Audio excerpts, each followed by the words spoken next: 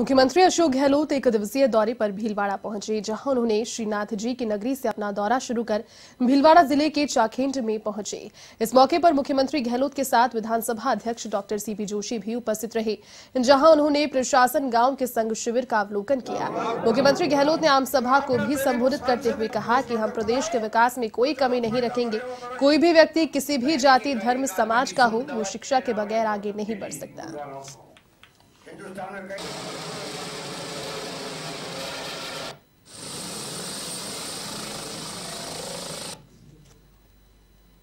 अब खबर भीलवाड़ा के फुलिया कला से, जहां प्रशासन गांव के संघ शिविर में 103 आवासीय पट्टे जारी किए गए। शिविर प्रभारी राजकेश मीणा, शाहपुरा प्रधान प्रतिनिधि धर्मराज चाड़ा, नायब तहसीलदार सत्यनारायण लोहार, सरपंच मुकेश कुमार समेत अन्य अधिकारी कर्मचारी उपस्थित रहे। इस मौके पर महिला एवं बाल विकास विभाग की ओर से रेसिपी के तहत स्टॉल लगाई गई, तो वहीं एसडीएम मीणा ने महिला की गोद भराई की। साथ ही आंगनबाड़ी कार्यकर्ताओं के साथ मिलकर केक काटकर नन्हे बच्चे का जन्मदिन भी मनाया।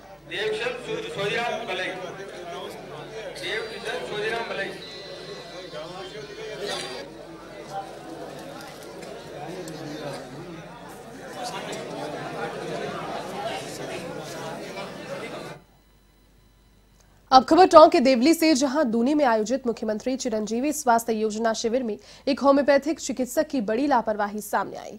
शिविर में चिकित्सक की ओर से लाई गई दवाइयों में कुछ दवाइयां एक्सपायरी डेट की पाई गई।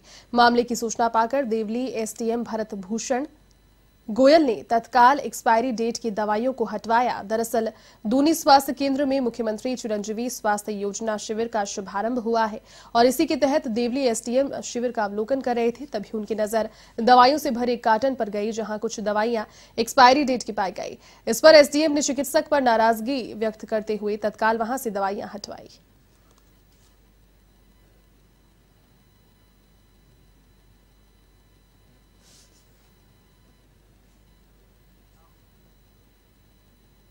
रावतसर ब्लॉक क्षेत्र में मुख्यमंत्री चिरंजीवी योजना के पहले शिविर का आयोजन किया गया। शिविर में स्वास्थ्य से संबंधित सभी सेवाओं को उपलब्ध कराया गया। शिविर प्रभारी डॉक्टर मांगीलाल कावलिया ने बताया कि शिविर में चिरंजीवी बीमा योजना के बारे में पूर्ण जानकारी आम जनता को दी जा रही है, तो वहीं सामान्य बीमारियों की जांच कर दवाइयां भी दी जा रही है।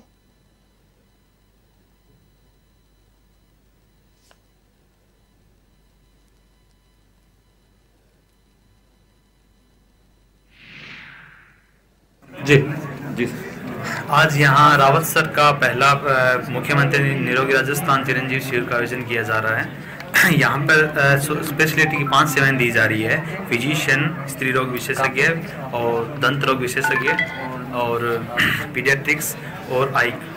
इसमें साथ साथ में टेलीमेडिसिन का भी हम कर रहे हैं। इसमें ईएनटी है, स्किन है, साइकेट्री और ऑर्थो का सेवाएं दी जा रही है। और इसके अलावा सुपर स्पेशलिटी के अंदर न्यूरो और कार्डियो और नेफ्रो की सेवाएं टेलीमेडिसिन के थ्रू। खबर अब जोधपुर के लूनी से, जहां सरकार के आदेश के मुताबिक सभी सरकारी और गैर सरकारी स्कूल पूरी क्षमता के साथ खुल गए। सरेचा स्कूल के प्रधानाचार्य अनिल कुमार ने बताया कि आज सभी कक्षाओं के बच्चे स्कूल आए, जिससे स्कूल में रौनक लौट आई। साथ ही बच्चों के चेहरे पर खुशी नजर आई।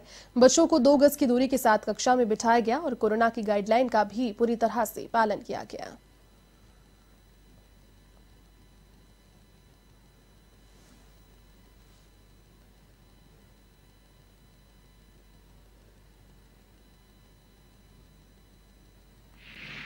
संक्रमण घटता हुआ और स्कूल जो सुचारू रूप से राज्य सरकार के आदेश अनुसार पूरे खुल गए हैं और बच्चों को हम भेज रहे हैं स्कूल। पर कहीं हमें ये अभी 2 दिन से देख रहे हैं संक्रमण बढ़ रहा है, तो ऐसा लग रहा है कि कहीं बच्चों में ये बीमारी वापस नहीं फैल जाए। तो राज्य सरकार से निवेदन है कि कोवैक्सीन टीके बच्चों में जल्दी से जल्दी लगवाने की। अब खबर जयपुर के चौमू से, जहां सुरक्षा एवं पर्यावरण रक्षा संस्थान के तत्वावधान में 28 नवंबर को जेपी प्लाजा, डोला कबास पंचायत भवन के सामने मंडा भींडा में निःशुल्क चिकित्सा परामर्श और जांच शिविर का आयोजन होगा। ऐसे में उपखंड अधिकारी राहुल जैन, चिकित्सा अधिकारी प्रभारी हलतपुरा डॉक्टर नरेंद्र शर्मा ने पोस्टर का विमोचन किया। इस दौरान संस्थान के अध्यक्ष पुरुषोत्तम शर्मा, चौमू तहसील प्रभारी गजानंद शर्मा, विमलपुरा शाखा अध्यक्ष मुकेश मेहता, युवा प्रकोष्ठ संयोजक गणेश यादव उपस्थित रहे। डॉक्टर नरेंद्र शर्मा ने बताया कि इस संस्थान का 8वां निःशुल्क चिकित्सा परामर्श व जांच शिविर 28 नवंबर को आयोजित होगा, जिसमें विभिन्न रोगों के विशेषज्ञ डॉक्टर निःशुल्क चिकित्सा परामर्श देंगे। साथ ही विभिन्न प्रकार की जांच भी निःशुल्क की जाएगी।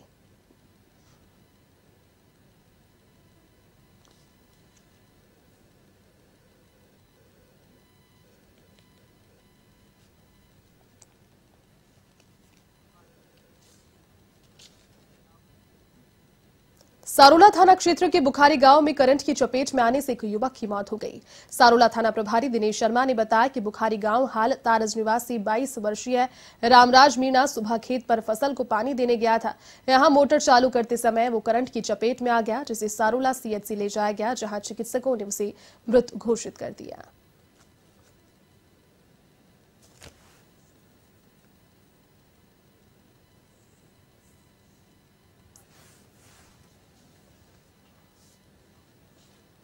तो वहीं अलवर के शाहजहांपुर में सकतपुरा मोड़ पर शादी समारोह से लौट रहे 3 बाइक सवार लोगों को कार ने टक्कर मार दी। हादसे में एक युवक की मौके पर मौत हो गई, जबकि 2 लोग गंभीर रूप से जख्मी हो गए, जिन्हें निजी अस्पताल में एडमिट करवाया गया। तो वहीं हादसे के बाद गांव में कोहराम मच गया। फिलहाल पुलिस हादसे की वजह का पता लगाने में जुटी है।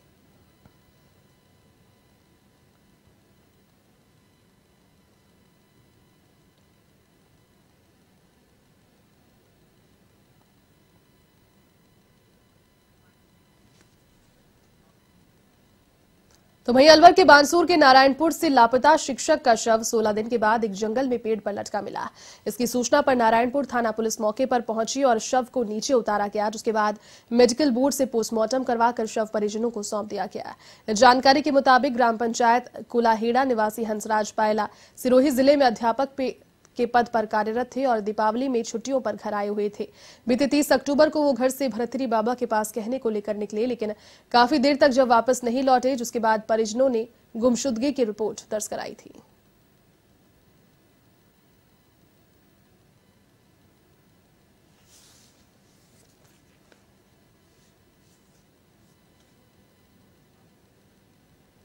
रेनवाल नगरपालिका क्षेत्र से आने वाले किसानों ने बिजली पावर हाउस के सामने बिजली समस्याओं को लेकर धरना दिया।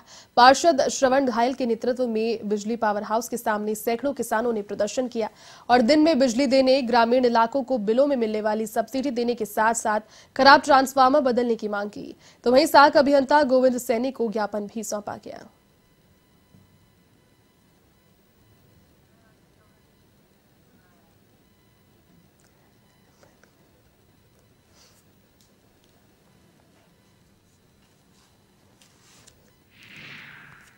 वो अभी नहीं मिल रही है।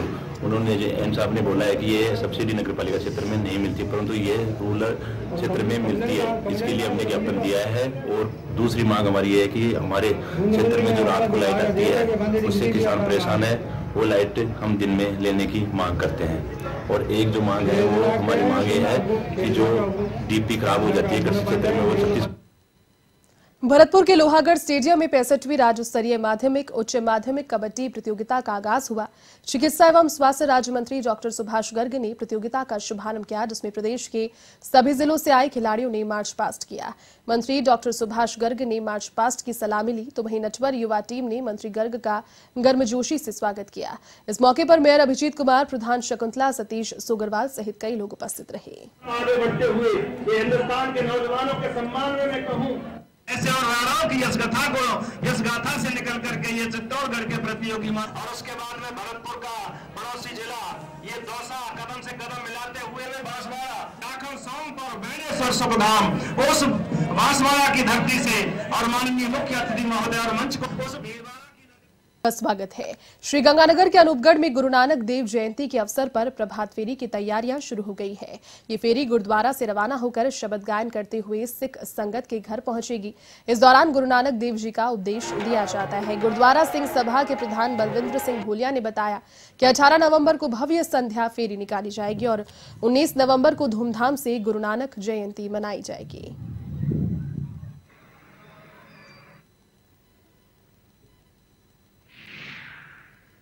ਅੱਗੇ ਹੁਣ ਜਿਹੜਾ ਇਸ ਪ੍ਰਭਾਤ ਫੇਰੀਆਂ ਦਾ ਪ੍ਰੋਗਰਾਮ ਹੈ ਉਹ 19 ਤਰੀਕ ਤੱਕ ਚੱਲੇਗਾ ਔਰ 18 ਤਰੀਕ ਨੂੰ ਅਸੀਂ ਵਿਸ਼ੇਸ਼ ਸੰਧਿਆ ਫੇਰੀ ਦਾ ਆਯੋਜਨ ਕੀਤਾ ਹੈ, ਜੋ ਕਿ ਸੰਧਿਆ ਫੇਰੀ 18 ਤਰੀਕ ਸ਼ਾਮ ਨੂੰ 4 ਵਜੇ ਗੁਰਦੁਆਰਾ ਸਾਹਿਬ ਤੋਂ ਰਵਾਨਾ ਹੋ ਕੇ ਸ਼ਹਿਰ ਦੇ ਵੱਖ-ਵੱਖ ਮਾਰਗਾਂ ਤੋਂ ਹੁੰਦੀ ਹੋਈ ਵਾਪਸ ਗੁਰਦੁਆਰਾ ਸਾਹਿਬ ਪਹੁੰਚੇਗੀ। ਉਸ ਤੋਂ ਉਪਰੰਤ ਗੁਰੂ ਕਾ ਲੰਗਰ ਅਟੁੱਟ ਵਰਤੇਗਾ ਔਰ 19 ਤਰੀਕ ਨੂੰ ਸ੍ਰੀ ਅਖੰਡ ਪਾਠ ਸਾਹਿਬ ਦੇ ਭੋਗ ਪਾਏ ਜਾਣਗੇ ਔਰ ਉਪਰੰਤ ਵਿਸ਼ੇਸ਼ ਕੀਰਤਨ ਦੀਵਾਨ ਗੁਰੂ ਨਾਨਕ ਪਾਤਸ਼ਾਹ ਜੀ ਦੇ ਜਨਮ ਦਿਹਾੜੇ ਦੇ ਉਪਲक्ष्य ਵਿੱਚ ਰੱਖੇ ਗਏ।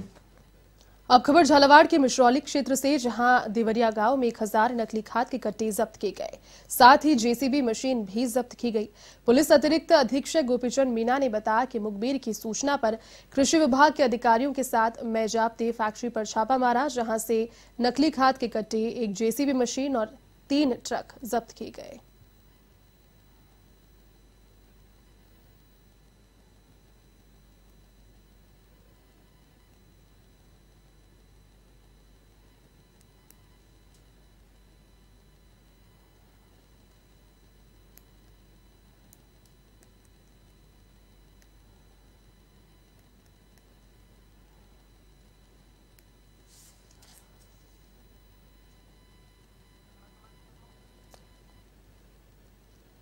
तो यहां से 1000 नकली खाद के कट्टे बरामद हुए। आपको बता दें कि एक बड़ी कार्रवाई अपने आप में जेसीबी मशीन और 3 ट्रक भी इस कार्रवाई के दौरान जब्त किए गए। देवरिया गांव में बड़ी कार्रवाई, जहां 1000 नकली खाद के कट्टे, चूंकि काफी लंबे समय से खाद की किल्लत से सभी जो ग्रामीण हैं और किसान विशेष तौर पर परेशान हैं, इसी को लेकर के नकली खाद अब मार्केट में आने लगी है और इसकी जानकारी के चलते जब ये बड़ी कार्रवाई की गई तो इस कार्रवाई के अंतर्गत जेसीबी मशीन, 3 ट्रक भी जब्त किए, साथ ही 1000 नकली खाद के कट्टे बरामद किए।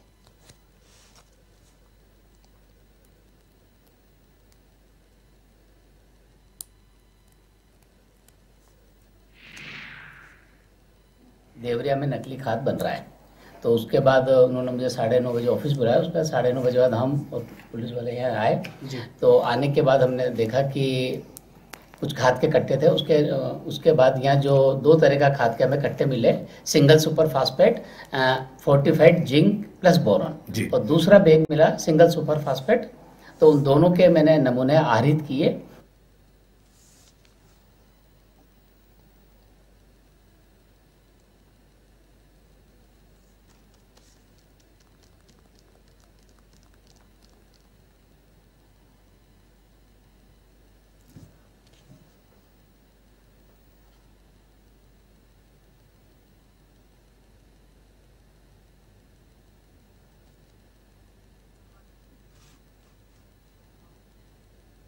अब खबर भीलवाड़ा के जहाजपुर से, जहां नगर पालिका में ईओ पद पर दूसरी बार सुरेंद्र मीणा ने अतिरिक्त कार्यभार संभाला है। जानकारी के अनुसार ईओ विधायक धीरज गुर्जर के करीबी माने जाते हैं। ऐसे में कांग्रेस कार्यकर्ताओं ने आतिशबाजी कर जश्न मनाया।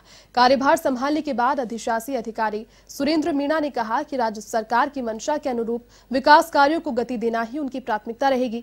साथ ही कहा कि सरकार के द्वारा चलाए जा रहे प्रशासन शहरों के संग अभियान को गति मिले, इस तरीके से आधिकारिक पट्टों का वितरण भी अब किया जाएगा।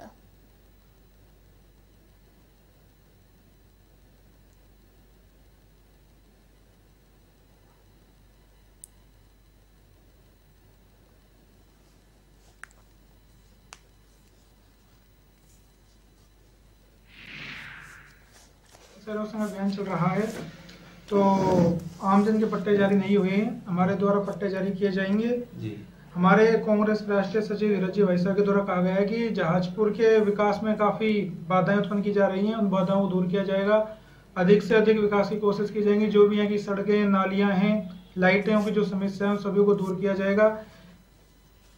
अब खबर नागौर के मकराना से, जहां एक कपड़े की बंद दुकान में अचानक आग लगने से लाखों रुपए का नुकसान हो गया।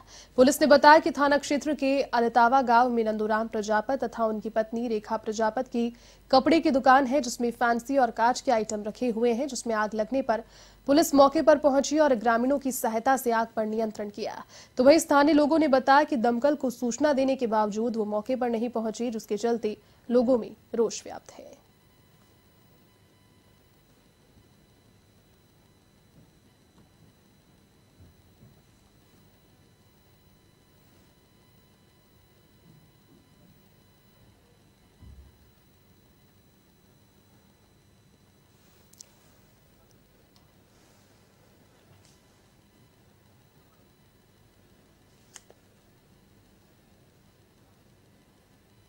लूणी विधायक महेंद्र बिश्नोई ने 65वीं राज्य स्तरीय लॉन टेनिस प्रतियोगिता का शुभारंभ किया। प्रतियोगिता में जोधपुर जिले के अलावा अन्य जिलों की टीम्स भी हिस्सा ले रही है। इस अवसर पर विधायक ने सबसे पहले दूसरे जिलों से प्रतियोगिता में भाग लेने आई टीमों का स्वागत किया और सभी टीमों को जीत की अग्रिम शुभकामनाएं दी।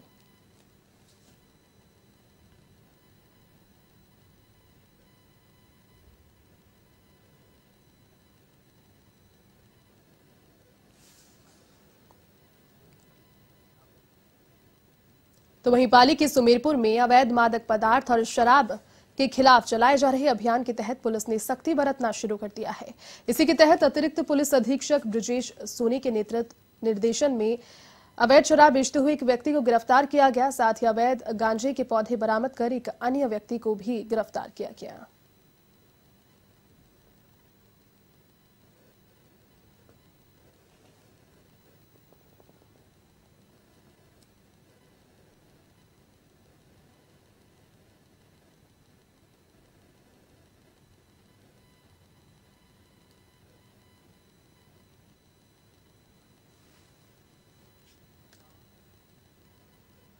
वरिष्ठ कांग्रेस नेता सलमान खुर्शीद की ओर से हिंदुत्व को लेकर दी गई टिप्पणी के बाद पाली के सुमेरपुर में हिंदुवादी संगठनों में रोष व्याप्त है। कार्यकर्ताओं ने खुर्शीद का प्रतीकात्मक पुतला फूंका और पुस्तक पर प्रतिबंध लगाने की मांग की। हिंदू जागरण मंच जिला संयोजक शेर सिंह मेवाड़ा, बजरंग दल जिला मंत्री शैतान सिंह बिरोलिया ने खुर्शीद के विरोध में जोरदार नारेबाजी की। साथ ही राष्ट्रपति के नाम उपखंड अधिकारी ऋषभ मंडल को ज्ञापन सौंपा।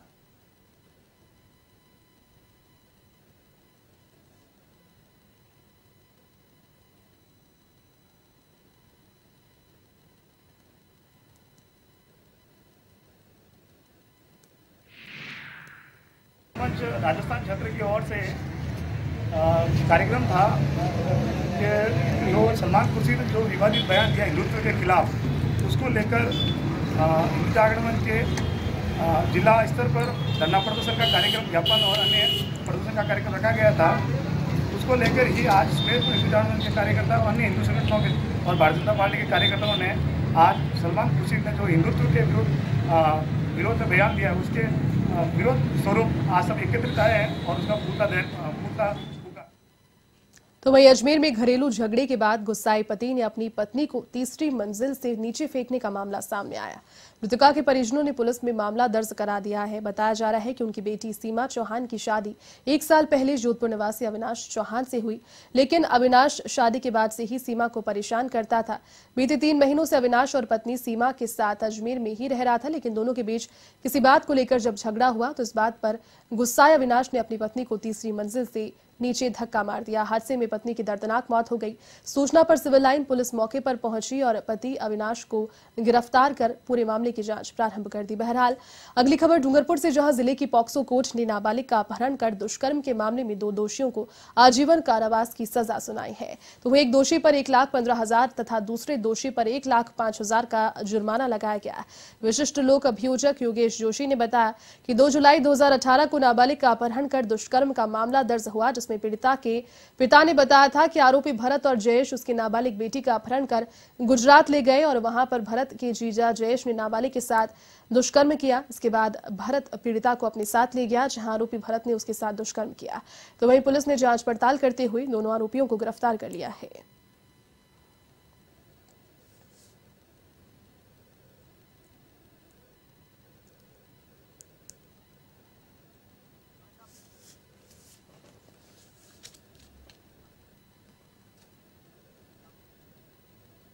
चलिए गांव की दुनिया के आज के सफर में फिलहाल के लिए बस इतना ही। देश और दुनिया की तमाम बड़ी खबरों को देखने के लिए आप देखते रहिए A1 TV।